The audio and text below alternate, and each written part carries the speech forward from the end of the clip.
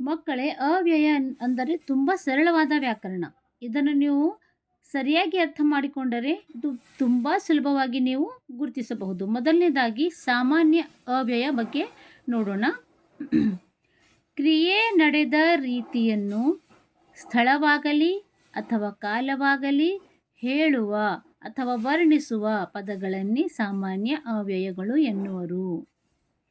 ಈಗ ಕ್ರಿಯೆ ನಡೆದ ರೀತಿ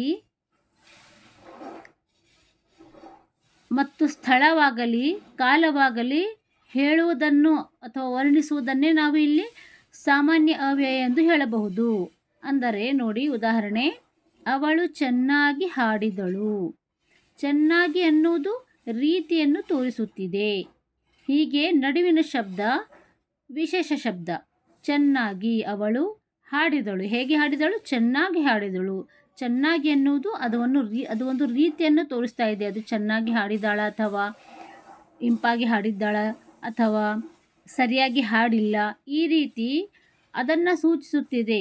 ಹೇಗೆ ಹಾಡಿದ್ದಾಳೆ ಅನ್ನೋದನ್ನು ಸೂಚಿಸ್ತಾ ಇದೆ. ಆ ರೀತಿಯನ್ನು ನಾವಿಲ್ಲಿ ಚೆನ್ನಾಗಿ ಅಂತ ಅರ್ಥ ಮಾಡಿಕೊಂಡಿದ್ದೇವೆ. ಈ ಚೆನ್ನಾಗಿ ಎನ್ನುವ ಶಬ್ದ ಸಾಮಾನ್ಯ ಅವ್ಯಯವಾಗಿದೆ. ಎರಡನೇ ಉದಾಹರಣೆ, ರವಿ ನಾಳೆ ಬರುವನು. ರವಿ ಬರುವನು. ಯಾವಾಗ ಬರುವನು? ನಾಳೆ. ಇದು ಕಾಲವನ್ನು ಸೂಚಿಸ್ತಾ ಇದೆ, ಹೌದಲ್ವಾ? ಮನೆಯ ಸುತ್ತಲೂ ಹುಲ್ಲುಗಾವಲು. ಇಲ್ಲಿ ಮನೆಯ ಸುತ್ತಲೂ ಹುಲ್ಲುಗಾವಲು ಎಲ್ಲಿದೆ? ಮನೆಯ ಸುತ್ತಲೂ ಇದೆ. ಅದು ಒಂದು ಸ್ಥಳವನ್ನು ಸೂಚಿಸ್ತಾ ಇದೆ. ಅವಳನ್ನು ಬೇಗನೆ ಕರೆತಂದರು. ಹೇಗೆ ಕರೆತಂದರು? ಬೇಗನೆ. ಇದು ಒಂದು ವಿಶೇಷ ಶಬ್ದ. ಈ ವಿಶೇಷವಾದ ಶಬ್ದಗಳು ಯಾವ ರೀತಿಯನ್ನು ತೋರಿಸ್ತಾ ಇದ್ದಾವೆ, ಸ್ಥಳವಾಗಲಿ ಕಾಲವಾಗಲಿ ರೀತಿಯನ್ನು ಸೂಚಿಸುವ ಶಬ್ದಗಳು ಬಂದರೆ ಅದನ್ನು ನಾವು ಸಾಮಾನ್ಯ ಅವ್ಯಯ ಅಂತ ತಿಳಿಯಬಹುದು. ಈಗ ನಿಮಗೆ ಪರೀಕ್ಷೆಯಲ್ಲಿ ಇದೇ ಕೊಟ್ಟರಂತ ತಿಳ್ಕೊಳ್ಳಿ. ಅವಳು ಚೆನ್ನಾಗಿ ಹಾಡಿದಳು. ಇದು ಯಾವ ಅವ್ಯಯ?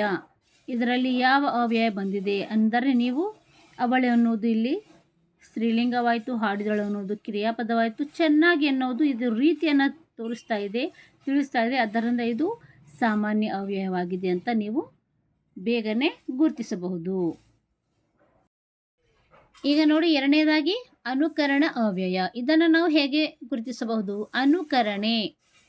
ಅನುಕರಣೆ ಅಂದರೆ ನಾವು ಆ ಒಂದು ಸಿಚುವೇಶನ್ಗೆ ತಕ್ಕಂತೆ ವರ್ಡ್ಸನ್ನು ಯೂಸ್ ಮಾಡುವುದು. ಅಂದರೆ ಇಲ್ಲಿ ಡೆಫಿನಿಷನ್ ನೋಡಿ, ನಾವು ಕೇಳಿದ ಯಾವುದೋ ಒಂದು ಧ್ವನಿಯನ್ನು ಅನುಕರಣೆ ಮಾಡಿ ಹೇಳುವುದೇ ಅನುಕರಣ ಅವ್ಯಯ. ತುಂಬ ಈಸಿಯಾಗಿದೆ ನೋಡಿ.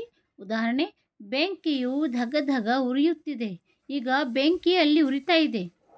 ಅದು ಹೇಗೆ ಉರಿತಾ ಇದೆ ಅಂತ ಇಲ್ಲಿ ಬೆಂಕಿ ತಾನೇ ಹೇಳ್ತಾ ಇಲ್ಲ. ಇದನ್ನು ನಾವು ಅನುಕರಣೆ ಕ್ರಿಯೇಟ್ ಮಾಡಿ ಹೇಳ್ತಾ ಇದ್ದೇವೆ. ಧಗ ಧಗ ಎಂದು ಉರಿಯುತ್ತಿದೆ. ಈ ರೀತಿ ಧಗ ಧಗ, ಕುಹು ಕುಹು, ಝುಳು ಝುಳು, ಘಮ ಘಮ ಈ ರೀತಿಯ ಶಬ್ದಗಳು ಬಂದರೆ ಅದನ್ನು ನಾವು ಅನುಕರಣ ಅವ್ಯಯ ಅಂತ ಅರ್ಥ ಮಾಡಿಕೊಳ್ಳಬೇಕು, ಗುರುತಿಸಬಹುದು. ನೋಡಿ, ಬೆಂಕಿಯು ಧಗ ಧಗ ಉರಿಯಿತು. ಕೋಗಿಲೆ ಹೇಗೆ ಹಾಡ್ತಾ ಇದೆ? ಕುಹು ಕುಹು ಕುಹು ಕುಹು ಅಂತ ಹೇಳಿ ನಾವು ಅನುಕರಣೆ ಮಾಡಿ ಹೇಳ್ತಾ ಇದ್ದೇವೆ. ಮಳೆ ಝುಳು ಝುಳು ಬರುತ್ತಾ ಇದೆ. ಮೂಗಿಗೆ ಘಮ ಘಮ ವಾಸನೆ ಬರುತ್ತಿದೆ. ಈ ರೀತಿಯ ಶಬ್ದಗಳು ಬಂದರೆ ಅದು ಅನುಕರಣ ಅವ್ಯಯ. ಮೊದಲು ಇದು ಒಂದು ಅನುಕರಣ ಅಂತಂದರೆ ಏನು, ಇದನ್ನು ಅರ್ಥ ಮಾಡಿಕೊಂಡ್ರೆ ಇದು ನಿಮಗೆ ಸುಲಭವಾಗಿ ಎಕ್ಸಾಮ್ದಲ್ಲಿ ಕೇಳಿದಾಗ ತಾನಾಗಿಯೇ ಗುರುತಿಸಬಹುದು. ಅನುಕರಣೆ ಅಂತಂದರೆ ನಾವು ಕ್ರಿಯೇಟ್ ಮಾಡುವಂತಹ ಶಬ್ದಗಳು. ಅರ್ಥ ಆಯ್ತಾ?